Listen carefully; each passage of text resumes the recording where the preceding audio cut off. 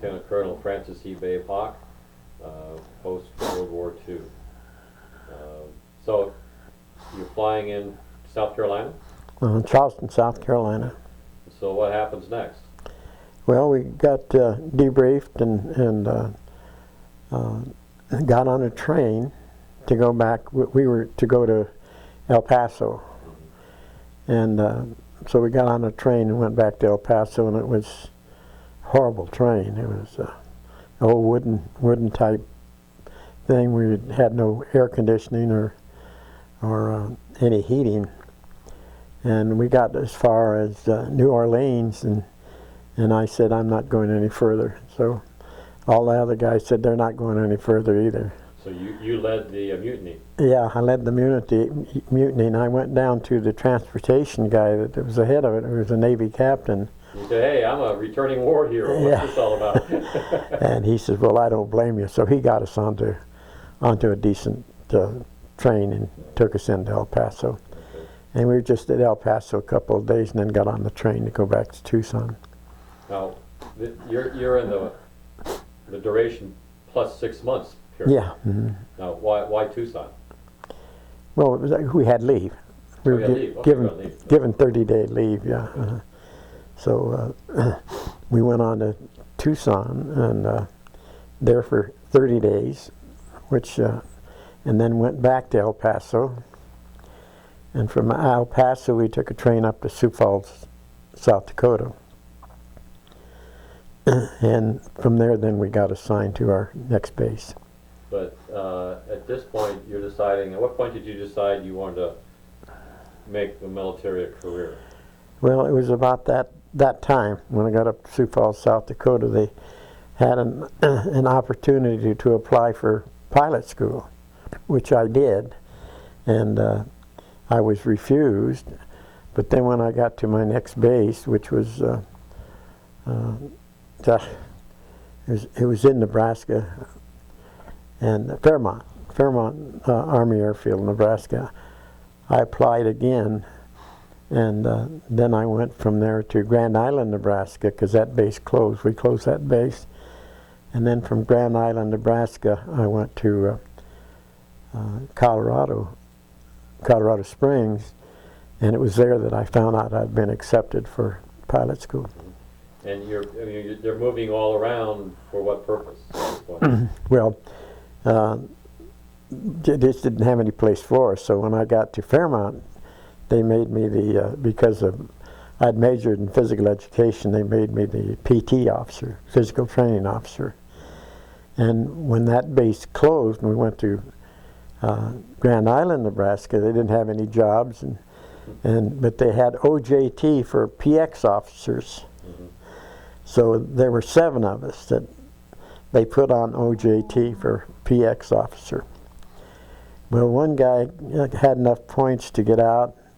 Another guy had a chance to go to a base next to his home, and another guy 2 other guys hadn't been overseas yet, and they were assigned overseas. And as I say, about 3 of them got points and got out. That left me.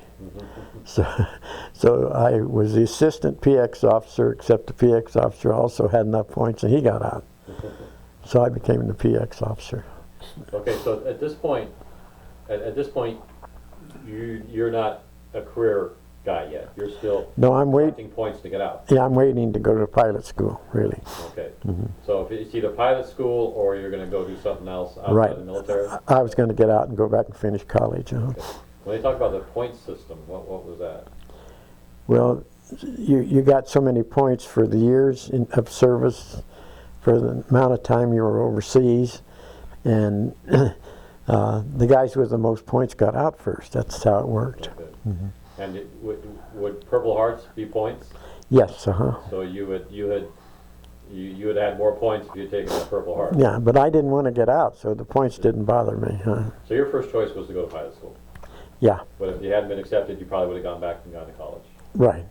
But from Grand Island, Nebraska, being a PX officer, I'd been the physical training officer there too before a captain came in and replaced me. So then I went to Colorado Springs as the head of the PXs for all of 15th Air Force. Wow. And it was a great job. And a good assignment too. But it was there that I got orders to go to pilot school. So from there I went to San Antonio, Texas. Now, so at some point your status changed. Tell me about that. I mean, while you're earning the points, what's your status in the military as opposed to what your status became? I mean, in terms of reserve or whatever. You told me about that once, but I forget. Well, when we signed up to go into advanced ROTC, the part of our contract was that we would get a reserve commission as opposed to Army of the United States commission, which is what we got when we graduated from navigation school. You got what? A reserve commission? Reserve commission. So that was just a little bit of a plus, you might say. So as I say, from Colorado Springs, why then I was signed to San Antonio, and there was a base there called Lackland Air Force Base, where it was a base where people just came into the service to go through basic training, Air Force basic training, or Air Corps. It wasn't Air Force yet. And I became a TAC officer there in a squadron. What's a TAC officer? Just took, in my case, I was the adjutant of the squadron. But we were supposed to go to Randolph to start pilot school, but they didn't have room for about 80 of us. And we went to Randolph, and they didn't have room for us, and they sent us back to Lackland. And that was, we were supposed to start in October of 46, but we couldn't. So 4 months later, then we, in February of 47, when we went to Randolph. But in this period, your commission had changed, though? You went from reserve? No, I'd always been reserve. Okay. I was commissioned in the reserve. Okay. And then throughout the rest of your career, you were? Reserve until I became a regular officer. Okay. And at what point did you become a regular officer? And that was at SAC headquarters. Really? That late? I was a major by that time. Really? So you had been in the reserve all that time, technically? Yeah. Basically active duty reserve. Right, That exactly. whole time. Was that quite common? Yeah, except a lot of the guys were AUS still. Army of the United States, they weren't reserve. But you mentioned a few minutes ago that reserve was somehow better than Army of the United States? Well, yeah, as a reserve officer, it was, you might say, a higher than Army of the United States, because Army of the United States, that was your 6 months and you were out after the war was over. So you're at Randolph Air Force Base, Army Air Force Base. Yep. And you're starting pilot school. Primary pilot school, And what airplane are you flying? Are you learning in? The PT-17. Describe it. It's a bi-wing, open cockpit. Bi-wing open cockpit. Yeah, And got about I forget how many hours we got in that thing. But then when we finished primary, why then we went on the other side of the field of Randolph and started in basic in AT-6s. And what was the AT-6? Describe that briefly. Well, it was a low wing, again all metal aircraft. It looked just like a Zero. Oh, okay. You've seen those in the movies. Single engine? Yeah, and in fact they used a lot of those as Zeros. In movies? Yeah. So your primary was how many hours? Oh gosh, almost. I think it was a little over 100. And is that when you soloed in primary? Yeah. Is that you soloed at the end of primary, or? No, you soloed about. Say you had about 20 hours in, then you soloed. And were they? How many guys in your group went in? Oh boy, I don't know. There were 4 flights of about 30, about 120, I guess, or more. And of the 120, how many would you say washed out? probably 40, Mhm. 50. Were they looking for reasons to wash guys out? Yeah, because the war was over. Mhm. And what was your experience in that regard? Well, I had an instructor pilot that tried to wash me out. Mhm.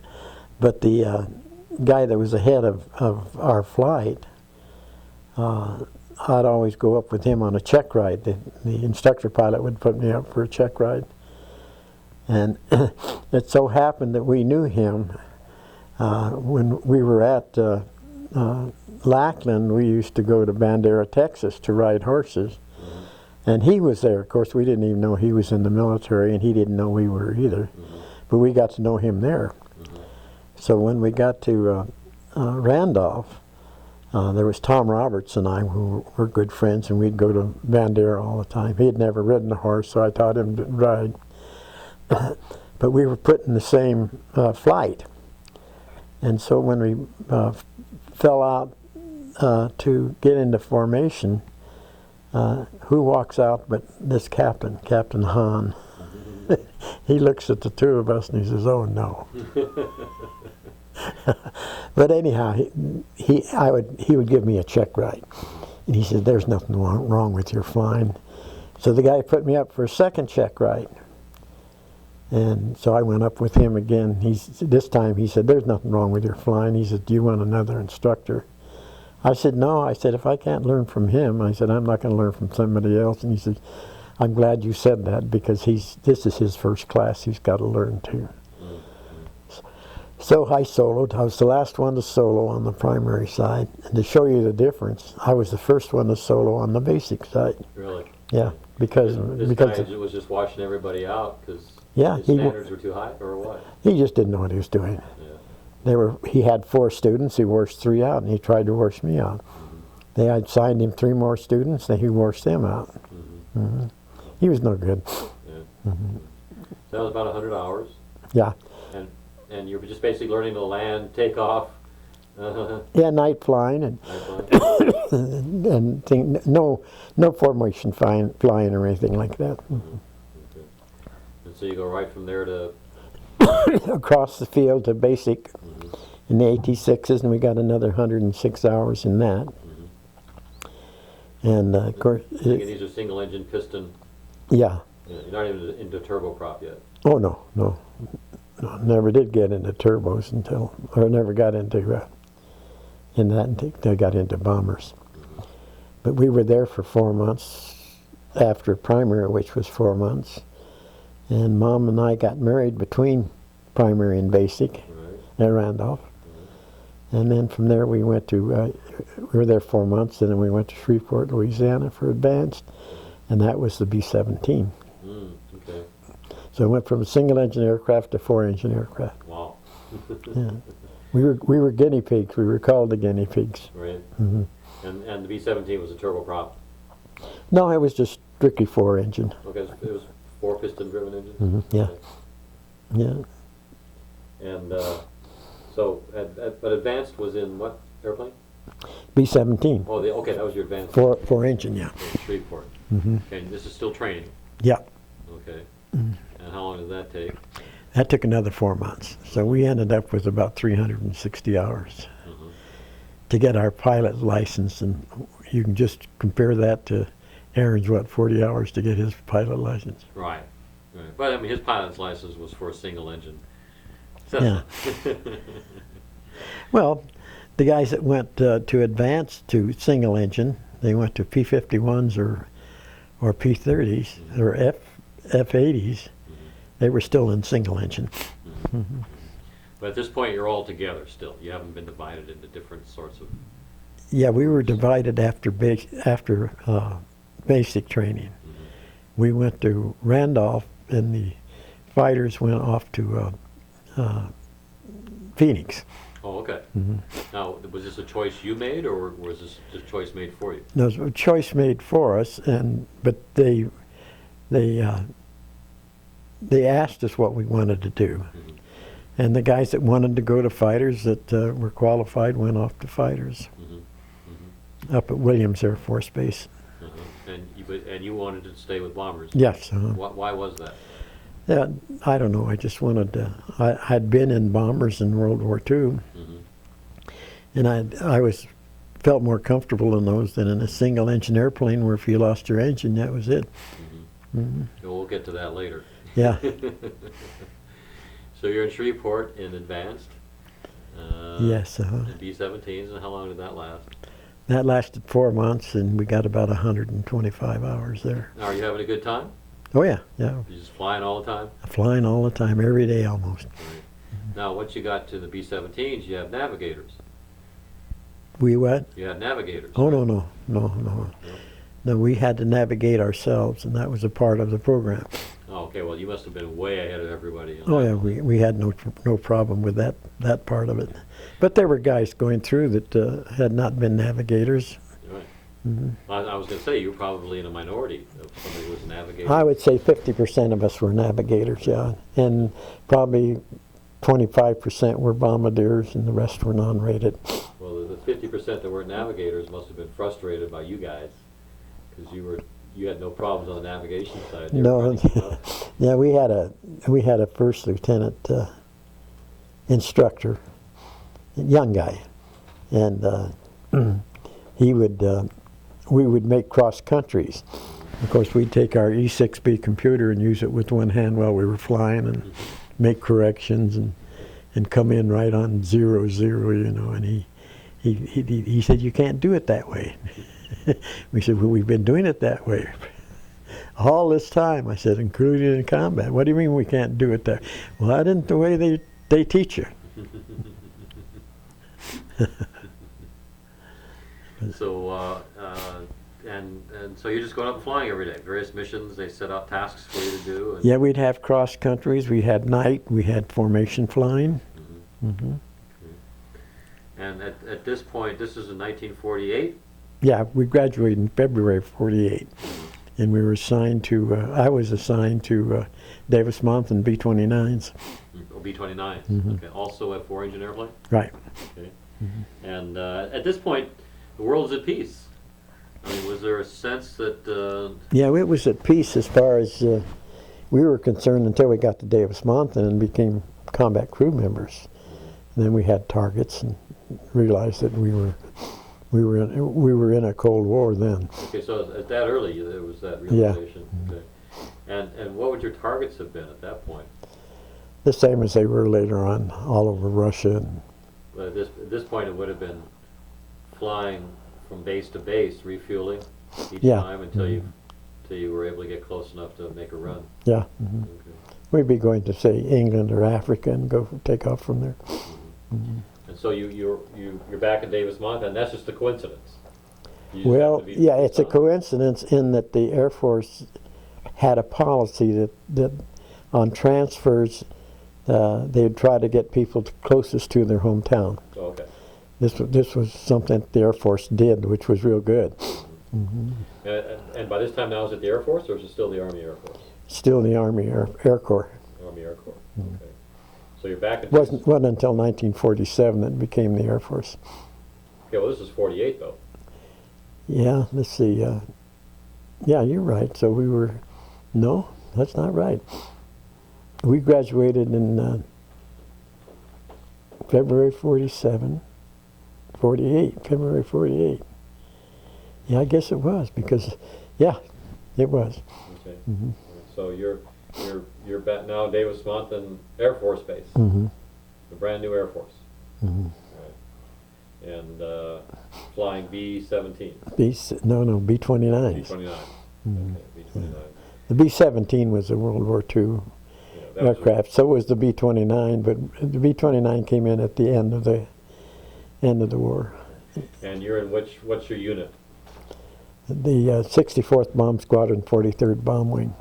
Of the 15th Air Force? 15th Air Force, yeah. Okay. And who was your commanding officer? My commanding officer was a guy by the name of Don Bailey, Lieutenant Colonel Don Bailey. And he commanded the wing or the? No, squadron. Squadron. Squadron had how many crews? We had 15 crews. 15 crews, okay. And you were in the second seat? Yeah, as co-pilot. Okay, and who was the pilot of your? Well, my first one was Harry Smith, Oh, really? Okay. and he was mine most of the time. I flew with other seatbelter, but after the round the world trip, when I landed, and when we finally got back home, why, the executive officer, Lauren Jackson, met the airplane and said, "Don't unpack, you're going to school." And that's when I went off to weaponeer school. Okay. Well, let's talk about the round the world trip. Oh, okay. So after you get to Tucson, Davis-Monthan, I mean, at this point, I'm sure you're not aware that air refueling is even in the cards, probably, or were there rumors?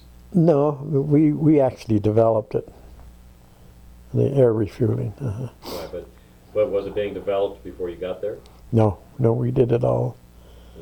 The B-29s, the refueling the B-50s.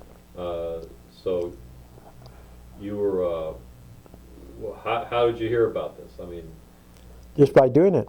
but somebody, but your flight was doing it at the time when you got there, Tucson, or I mean, No, how did the news come down to you that guys were going to go up at night and run hoses between planes and refuel? I mean, how did you hear about No, it came later on.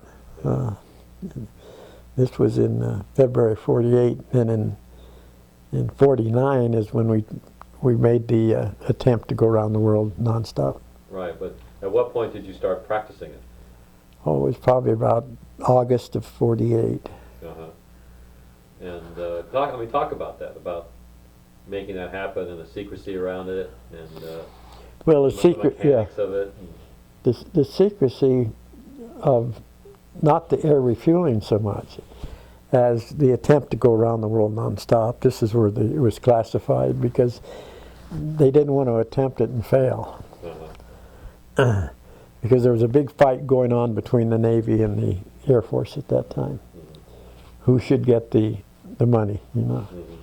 And so the Air Force wanted to say we could bomb any place in the world by air refueling, where the Navy said they could take their ships to the borders and bomb from there, you know, which was a bunch of bull. They couldn't go into the interior of Russia from any place around it with their small airplanes. So that's the reason it was classified. Oh, I see. So it was inter-service warfare. Exactly. Exactly. Well, talk about the mechanics of it, though. First of all, you were doing it at night, right? Well, we knew that we had to have night refueling to go around the world nonstop, because you weren't going to be in daylight all the time. So, but most of our practice was during the day. Almost all of it was during the day. So you're really, this was your key mission at that time. Yeah. To get this right. And you were flying B-50s. Oh, because you're flying B-50s. Yeah, we transferred from B-29s to B-50s. Okay, B-50 is a 4-engine aircraft, looks very similar to a B-29. Okay, and it was a very similar plane to fly, so it didn't take long to get. No, well, yeah, as far as flying it is concerned, was very similar, but the two airplanes were different. The B-50 had the 4360 engine, which was much bigger, had 28 cylinders. The vertical stabilizer was much higher, and it didn't get the mileage that the B-29 got. But as far as pushing the stick forward and the nose going down and pulling it back, the nose going up, that was the same. So you're flying B-50s and you're being refueled by B-29s. that have been converted to tankers. Right. They put in extra tanks in the B-29. So they're Bombay tanks. So they're basically gas tanks with wings, essentially. Wings and engines, yeah. Well, yeah. And so what was the mechanics of it? I mean, describe how it worked. Well, the B-29 had a hose that was reeled up on a fire engine hose reel, and they would lower that. They would lower out a cable with a weight on it, And the B-50 had a cable that went out with a drogue that kept it straight out. The B-29 would fly directly over the top of the B-50, and their cable would then come across the B-50's cable that was going out horizontally. And then it would back up until the cable grappled with the disc, and they'd pull that into the B-29, hook up the hose to it, and then reel it out, and the B-50 would reel it in, and until the hose was in the back of the B-50, and they could start. Oh, okay. So the cable comes out of the B-50, the B-29 essentially catches it, Yeah. reels it in, connects it to the hose, V-50 pulls that back in, connects it to the gas tank essentially. More or less, yeah. And then you have just gravity feed? Gravity feed. It took about 3 hours to transfer all the fuel. 3 hours. And then how long could you fly? Well, you filled up, and one of the big problems in refueling was the B-29 was quite heavy, and the B-50 not having any fuel on it was light. And then as you transferred the fuel, why, it became the other way around. Uh-huh. So it was a constant problem in flying formation. Uh-huh. Mm-hmm. And it would take 3 hours to transfer, but in that 3 hours you're also making progress Oh yeah, towards your where you're going. destination. Mm-hmm. And then once you're refueled, how long could you fly before you had to be refueled again? Another 10 hours. 8 to 10 hours. So that's the refueling points. There were 5 of them around the world. Mm-hmm. The first one was the Azores. Mm-hmm. Then the next one was Dhahran. And then the next one was the Philippines. Manila? Yeah, the Philippines. Clark. Then the next one was Honolulu. Mm. And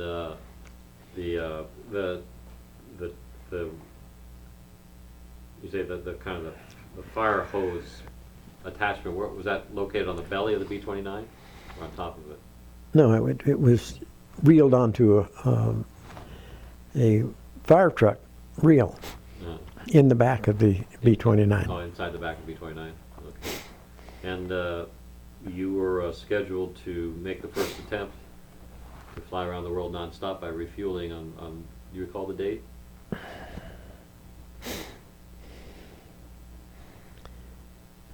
Let's see. It had to be in January of '49 because we got back in February of '49, and that's when I told I was going off to weaponeer school. So you're scheduled to take. Where did you take off from? Took off from Carswell Air Force Base in Texas. And who was the pilot of your airplane? His fellow's name was Swifty Jewell. Swifty Jewell. Yeah. And you were in the second seat. Well, I was actually third seat. The other pilot was also an aircraft commander, and his name was Clarence Paul Elder, and we called him Seep. Uh-huh. Mm-hmm. You're all first lieutenants? Yes. Mm-hmm. And, We had some captains aboard. They were navigators right. and radar operators. Uh-huh. And you took off from where? Carswell Air Force Base. Fort Worth, Texas. Mm-hmm. What happened? Well, the first thing that happened is we had an engine fire in number 2. We were about 300 miles out over the Atlantic. We were closer to the United States, but time-wise we were closer to the Azores, so we continued on. Mm-hmm. Then we lost another engine. Mm-hmm. We were able to bring that back in long enough for landing. Mm-hmm. But we had to replace the one engine, and then we had to replace the jugs in the other engine. Was that scary when you lost those engines? Oh yeah, Mm-hmm. it always is. Mm-hmm. Is that mostly because you don't know if the other engines are going to fail too? Yeah, the aircraft is built for 4 engines, and now you're on 3. Mm-hmm. Then you lose another one, now you're down to 2, and you're going to start losing altitude. Mm-hmm. And so, but when you lost your first engine, you knew your attempt was over. Yes, we knew that was it. You must have been terribly disappointed. And very disappointed, but we were also scared. Yeah. You know, we had a long ways to go to the Azores. Why didn't you? Oh, okay, so time-wise, that was the closest place. That was the safest thing to do. Mm-hmm. Okay, and if you couldn't have made it, you just would have ditched it. Yeah, we'd had to ditch. And then the next day, your backup plane went up and did it. The next airplane didn't take off, I think, for 2 days, and they made it around. That was quite an accomplishment. It was, lucky lady. How many crews have been working on? How many B-50 crews have been working on? Well, they air had refueling? selected 5 crews for the training, and we were picked number 1. There were 3 squadrons, and each squadron had a crew, except we had 2 crews, and the 63rd had 2 crews. And you got chosen because of just your performance during the. Yes, Was it kind of a competition? Yeah, it was kind of a competition, but we had the most experience. We'd done it the longest, and first, and So it was quite a privilege to be chosen to do that. yes, it was. So then this your backup plane makes it, and then is it a big PR thing, big publicity splash? Oh gosh, yes. they now announced it because it was a success. But they wouldn't have said anything about it if the second plane, third plane, fourth plane, fifth plane hadn't made it. Then how long after that did it take before air refueling became quite standard? Well, it became fairly standard not long after that. But then they went to KC-97 tankers, which could hold more fuel. Right. And could actually fuel, say, 2 aircraft instead of just 1. They started building them to do. To Well, do they changed. No, the KC-97 was a cargo type aircraft, and they just changed it into a tanker. And of course, now the Air Force becomes a strategic threat. Yeah, well, it always was. It's just that we would have to go someplace to land, and then go someplace else and land, and go someplace else and land, and then we were a threat. Right. But now you're now sending a message to the Russians at this point. Yeah. Because see, we could hit Russia from England, we could hit Russia from Africa, and did you receive any unit citations or anything for your work on this? oh no, the crew that made it around some of the guys got promoted, and they got the DFC, Distinguished Flying Cross. You didn't? No, No, just because of the engine. okay. 2 engines. 2 engines. Yeah, 2 dumb engines. Now, during this period, this is basically what you were doing all day, every day? Yeah. But as I say, when we got back in April, then the executive officer met the airplane and said don't unpack, I was going to school. And that's when I went to weaponeer school. And Had you had an inkling? Had you applied for it? no, I didn't even know what it was. I didn't know what a weaponeer was. And I said, well, what's a weaponeer, Lauren? He said, well, you're the one that takes care of the A-bomb aboard the airplane. I said, oh. Sounds interesting. Well, we'll stop here. We'll get into that in our next session. Okay. Okay.